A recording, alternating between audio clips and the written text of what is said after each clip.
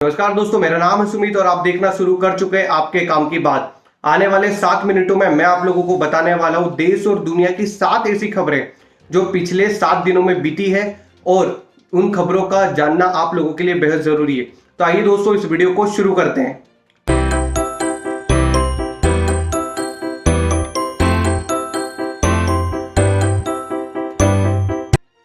दोस्तों, बात करते हैं सबसे पहले भारत में कोरोना की। तो बात करें अगर कोरोना की, तो भारत में कोरोना के 10 लाख से ज्यादा केसेस हो चुके हैं और अब कोरोना भारत में चरम सीमा पर पहुंच चुका है। अब यूएस और ब्राजील दो ही देश ऐसे हैं जो इंडिया से ऊपर है। अगर इंडिया की बात करें तो इंडिया में 3.5 लाख से ऊपर एक्टिव केसेस हैं और 6.5 लाख से ऊपर यानी कि 6,77,000 से ऊपर चले गए हैं जो केसेस हैं जो रिकवर हो चुके हैं। ये जो केस बढ़े हैं, ये केस बढ़ने का रीजन लॉकडाउन का हटना है, क्योंकि लॉकडाउन के हटने के बाद ही लोग इतने एक्टिव हो चुके हैं, मार्केट में जाना, मास्क नहीं पहनना, अपने आप को सैनिटाइज नहीं करना टाइम पर, इस रीजन से ये केसेस इतने ज्यादा बढ़ चुके हैं। तो दोस्तों, अगर आप इंडिया में हैं और इंडिया में रह रहे हैं तो मेरे आप लोगों से रिक्वेस्ट है कि प्लीज अपने आप को कवर कीजिए, मास्क पहनिए, सैनिटाइज कीजिए अपने आप को जब भी आप मार्केट पर जाएं। अब बात कर लेते हैं बच्चन फैमिली की। तो दोस्तों, विकास दुबे के एनकाउंटर की न्यूज के बाद अगली न्यूज चैनल्स को केवल यही मिली कि अमिताभ बच्चन को हो चुका है कोरोना। हाँ दोस्तों, आप लोगों ने बिल्कुल सही सुना है। अमिताभ बच्चन, अभिषेक बच्चन, ऐश्वर्या राय और उनकी बेटी आराध्या, पूरी बच्चन फैमिली में जया बच्चन को छोड़कर ये इन चारों को कोरोना हो चुका है। ये लोग कोरोना पॉजिटिव निकले हैं और नानावती अस्पताल में एडमिट है। पहले अमिताभ बच्चन और अभिषेक बच्चन को नानावती अस्पताल में एडमिट किया गया और उसके ठीक 3 दिन बाद ऐश्वर्या राय और आराध्या, उनकी बेटी आराध्या को भी नानावती अस्पताल में एडमिट किया गया। आपने देखा होगा कि कई सारे न्यूज चैनल अमिताभ बच्चन की कोरोना पॉजिटिव होने वाली न्यूज को कुछ ऐसे दिखा रहे थे जैसे कि कोई बड़ी सेलिब्रिटी की डेथ हो चुकी हो, जैसे कि उनकी लास्ट मूवी कौन सी थी, उनकी अगली आने वाली मूवी कौन सी है, उन्हें कौन कौन से नेशनल अवार्ड्स मिले हैं, बला बला बला, बहुत सारी चीजें ऐसी थी जो न्यूज चैनल्स बता रहे थे। उनके फ्रेंड लोगों से बात कर रहे थे कि वो कैसे बात करते हैं, उनका नेचर कैसा है। तो ऐसी कई सारी चीजें थी जो न्यूज चैनल्स पे चल रही थी। तो मुझे ऐसा लगता है कि ठीक है, वो कोरोना पॉजिटिव थे, एक बड़ी सेलिब्रिटी थी, बट न्यूज को इतने ढंग से बताना कोई सेंस वाली बात नहीं थी, क्योंकि इंडिया में 10 लाख से ज्यादा और भी लोग हैं जो कोरोना पॉजिटिव हुए हैं और वो भी इंडियन हैं। बहरहाल सेलिब्रिटी है तो दिखाना भी बनता है। तो दोस्तों, अगली जो न्यूज है वो आती है ट्विटर से।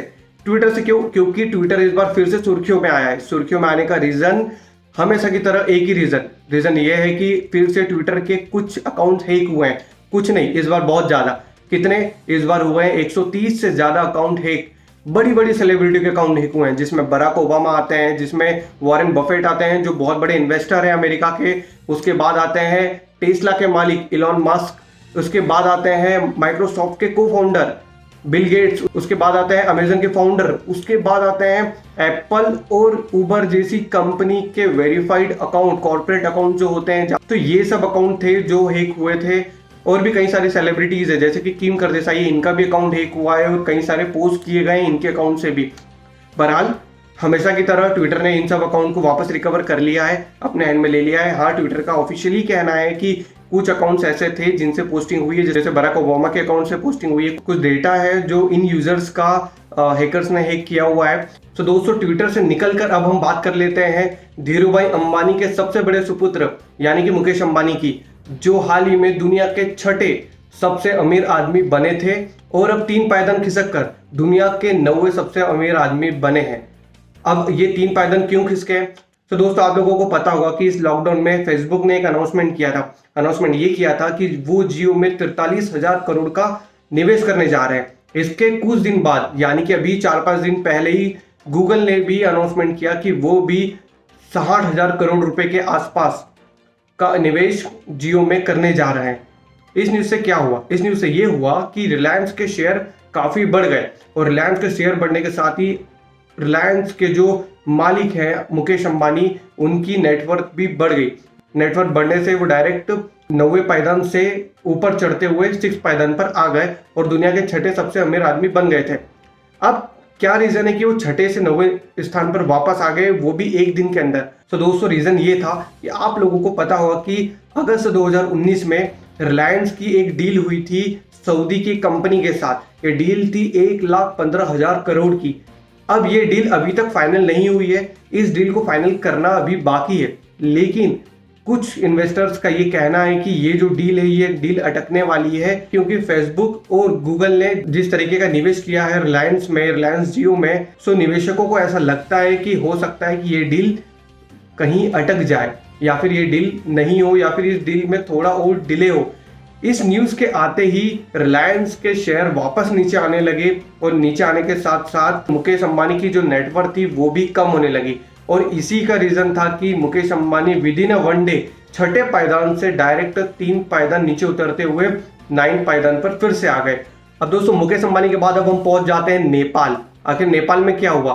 तो दोस्तों नेपाल के जो पीएम है उनका नाम है केपी ओली। केपी ओली आजकल डोनाल्ड ट्रंप की तरह ही बातें करने लग गए, यानी कि वो कुछ भी बोलते हैं जिसका कोई सेंस नहीं होता है और बस बोल देते हैं, ट्वीट कर देते हैं और उसके बाद उन्हें खुद को भी नहीं पता है कि उन्होंने क्या बोल दिया है। बात करते हैं केपी ओली की, तो केपी ओली ने अभी कुछ दिन पहले एक ट्वीट किया था। उन्होंने कहा था कि जो भगवान राम है वो नेपाली थे।